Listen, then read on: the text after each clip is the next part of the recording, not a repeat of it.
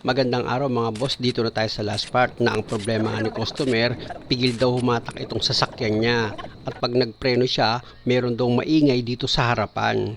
Actually, ipinarinig sa akin ni customer yung ingay nung magpreno siya. At Okay. ang pakinig ko nga dun sa passenger side sa harapan.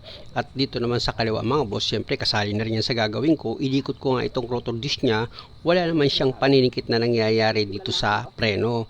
Kaya ang gagawin ko dyan, lilinisan ko pa rin itong brake pad. Siyempre tatanggalin ko itong 2 bolt dito sa brake caliper.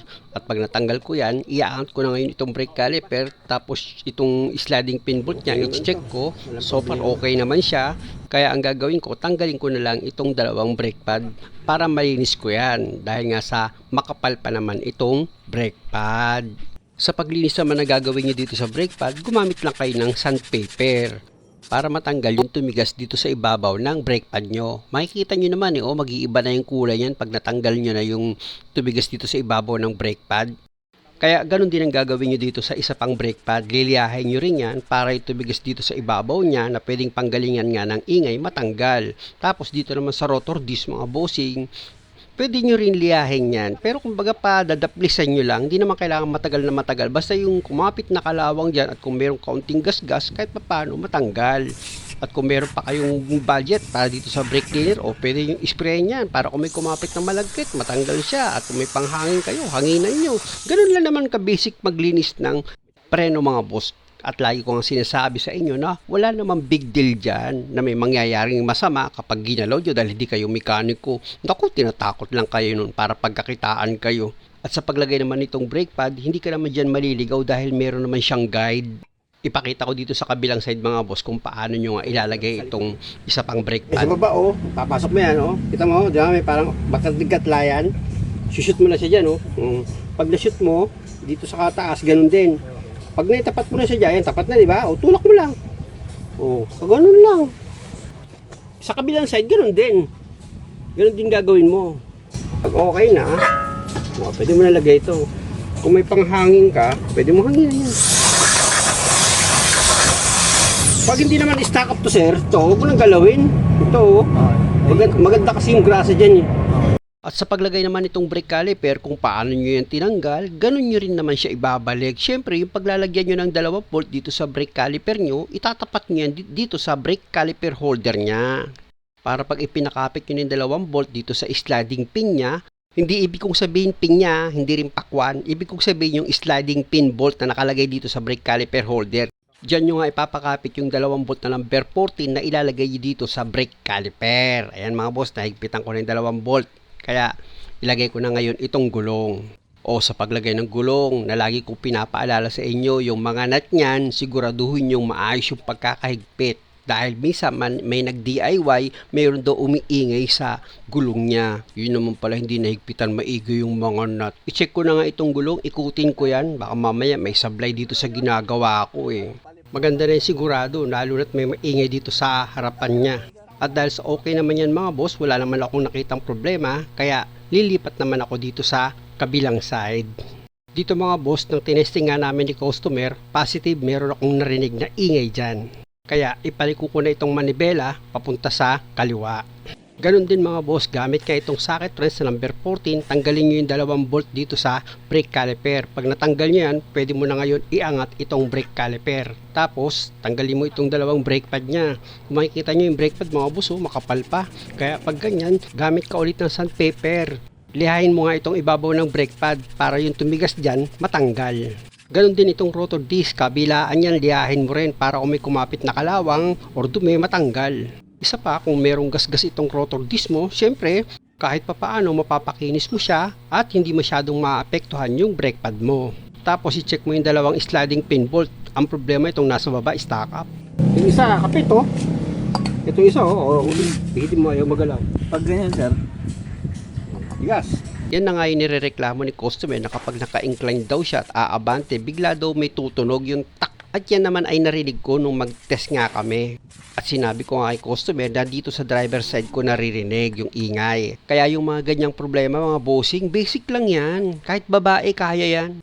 Bakit ko naman nasabi? Mismo yung babae nagsabi sa akin sabi niya napakadali intindihin ng mga video mo Tanggalin ko na nga itong sliding pin bolt niya. Kita nyo, stack up talaga siya mga bossing. Oh. Hindi talaga makakuha sa pagtulak ko ng flat screw. Kaya gagamitan ko na yan ng maso eh. Hindi, sisil lang. Ilapit ko itong camera mga boss. Tapos, babanatan ko na ngayon ng sisil yan. Ayaw makuha eh. Oh. Ayan, oh, lakas na ng palo ko eh. Oh. Bumibitaw na siya dahan-dahan. Yun. Pag natanggal nyo yan, lilinisan nyo lang. Wag na wag nyo siyang liliyahin. Ang gawin nyo, birahin nyo ng penetrating oil, tsaka nyo ngayon punasan ng basahan, kiskisin nyo hanggat maaari. Kung medyo magaspang yung basahan na gamitin nyo para matanggal yung mga nakakapit, nakakalawang, ganun, pwede yun. O kaya naman, kung magaan yung kamay nyo, pinong liha, pwede rin. Kaya lang ako, ang ginawa ko dyan, syempre, in-sprayan ko ng penetrating oil, tapos kiniskis ko siya ng basahan, nalinis ko siya ng ganung pamamaraan. Tapos itong loob ng lagayan ng sliding pin bolt nyo, itong brake caliper holder, in-sprayan ko yan ng penetrating oil, binabaran ko siya para yung kalawang sa loob, bumitaw. Ganun lang naman basic yung mga paggawa ko mga boss. Ang tanong, paano nagkakaroon siya ng ingay? Ganito, halimbawa naka full stop si customer. Siyempre sigurado tumapak sa preno yon. At pagpapaandarin mo na yung sasakyan, bibitaw mo na yung brake pedal, aapakan mo naman yung gas pedal. Kung mo i-stack up itong isang sliding pin bolt, itong brake caliper, hindi siya basta-basta magre-release. Kaya yung piston nakatugod pa rin sa brake pad. At dahil nga sa yung magkabilang dulo ng brake pad, meron siyang play, ayun ang magpuproduce ng ingay kapag umikot na itong rotor disc. Kasi nakadikit yung brake pad sa rotor disc eh. Kaya nga napaka-importante itong dalawang sliding pin bolt, dapat naglalaro siya. Kaya sir, oh, di ba? Malambot siya. Alam niyo mga boss, hindi ko naman sinasabi na 100% yung mga paliwanag ko tama. Dahil ang lahat ng mga sinasabi ko, binibase ko lang yan sa mga naging experience ko. Pinag-aralan ko, ba't kaya nangyayari ito? Ganon. Sinusubukan ko talaga. Gaya na itong brake pad mga boss, pag ilalagay ko yan, hindi naman yan masikip na ilalagay ko eh. Yung magkabilang dulo niyan, maluwag, tignan nyo. Ilalim. Pag natapos sa ilalim, sa ibabaw, tapos tulak na. O di ba, merong clip spring dito sa brake pad. Maluwag yan na mailalagay mo. Bali, ang humihigpit lang dyan yung clip spring niya. Pero itong brake pad, naglalaro pa rin yan. May atas abante mo siya. Kaya pag naipit yan ng piston at kaya niya pang igalaw itong brake pad, magkakaroon siya ng tunog. Pero pag stock up na talaga at talagang naipit na siya ng piston, natural, hindi na makakagalaw itong brake pad mo. Hindi na ikot yung gulong. Ganun lang yun. Tandaan nyo mga boss, kaya ako naman ito sinasabi para hindi kayo napapagastos ng malaki. Minsan kasi masyado na kayo nag-aalala yung mga ganyang sira lang eh. Gaya nito ni customer, pero naintindihan ko siya. Alam mo kung bakit? Sabi niya nga naku, natatakot ako, baka matapat ako kay Kuya Mando, kay Boy Palit, kay Mang Rugas. Kaya naiintindihan ko siya na sa loob nga ng ilang taon, hindi talaga siya nagpa-PMS. Change oil lang daw talaga pinagawa niya, at kung meron daw siyang maramdaman na sira, yun lang daw ang ipapagawa niya. Para sa akin, okay yun. Minsan kasi, nanganganak pa yung sira eh. Gaya ng isa kong ginawa, biro nyo nagutok lang, yung estimate kalahating milyon, grabe. At dahil sa okay na ako dyan mga boss, ilagay ko na itong gulong. Siya nga pala may nag-comment, bakit ko pa raw kailangan banggitin yung pagtanggal ko ng gulong? Bakit ko pa raw kailangan banggitin yung tools na gagamitin ko? At bakit kailangan ko pa daw banggitin yung salitang customer? Ganito yan boss. Sabi ng Diyos, huwag mo hanapin yung sarili mo sa ibang tao dahil magkaiba kayo. Kung ikaw madali kang umintindi, uunawa ka rin para sa iba. Mag-road test na kami. Ano, okay na ba yung handbrake? Okay na sir. Hindi na sobrang taas. Ha? Hindi na po sobrang taas. Okay na? Oo. Okay. Saka lumalaban na. Opo. Tingnan mo yung hatak mo ngayon. Pag test mo yan, bigla. Pag hindi siya umusad, ayun, may problema nga. Sobrang hila mo lang siguro sa handbrake yun, hindi na nag-release yung cable. Okay na po. Ha? Okay na po siya ngayon. Okay, nakakaliwa mo. Hindi, mas maganda yung marotis natin. Tapos parang mas gumaan sir. Oo, gagaan kasi sir, kasi nga yung handbrake mo, hinila mo masyado, hindi siya makabalik. Sige, bilisan mo. Oo, ba? Oo.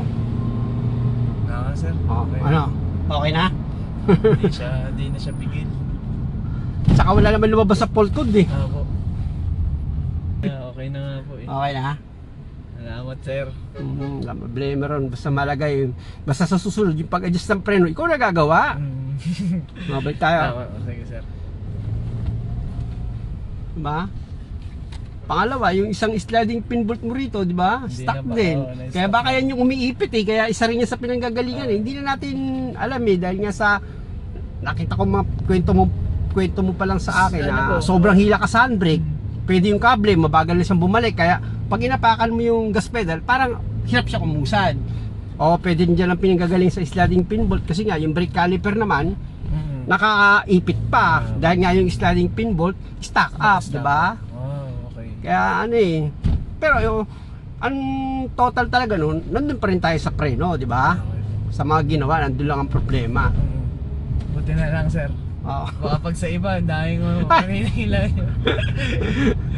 Kaya natatakot na ako, sir. Baka maraming papalitan or bibilin. Eh, yan, sabi ko lang sa'yo, bili ka lang ng brake cleaner, di ba?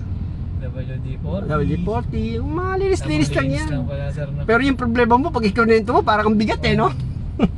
Hirap makatakbo, hirap umusad. Pag inapaka mo, hindi makatakbo eh. Kung pag sa ibang kay Boy Palit yun, nako po. Oh, makamagalit na naman kayo sa akin. Totoo naman yung sinasabi ko eh. Ayos dito kay Sir Reynan. Ang galing. Wait lang, sir. Ano na natin. Ano yung... Nare-real talk natin sila, nagagalit eh. Guys, Baba mo na ako sa akin. Teka muna.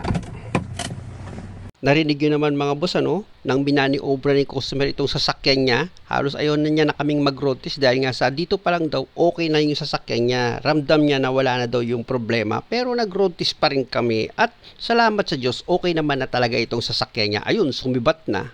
At maraming salamat sa panonood. Sana sa bawat video na ginagawa ko, lagi kayong nakakakuha ng idea. At sana yung idea na yun, wag niyo sa akin ipagpasalamat kundi sa Diyos. Ganun dapat. Wag niyo akong pasalamatan, wag niyo akong purihin dahil ako rin mismo humihingi ako ng awa ng Diyos na para tulungan niya ako sa paggawa ng sasakyan. Na kaya ko nga yan nagagawa dahil sa kanya. Kita niyo, pagtapos kong gumawa ng sasakyan, sabi niya sa akin, manungkit ka ng bunga ng duhat dyan, kumain ka. Kaya pagtapos kong gumawa ng sasakyan mga boss, nanunungkit naman ako dito ng duhat. Ang dami kaya. Punta kayo dito mga boss, manungkit tayo. Salamat!